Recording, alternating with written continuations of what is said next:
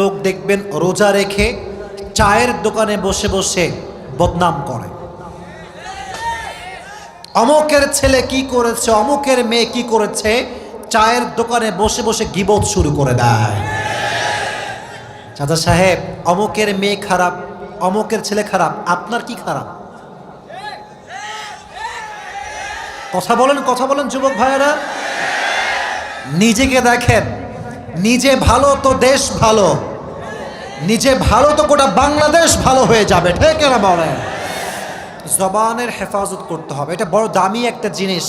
মনে রাখবা যুবক ভাইয়েরা, জবানের ছোট্ট একটা কথার দ্বারা পুরো সমাজটা ভেঙে চুরে চূর্ণ বিচূর্ণ হয়ে যায়, আর জবানের ছোট্ট একটা কথার দ্বারা পুরো সমাজটা আবার জোড়া লেগে যায়।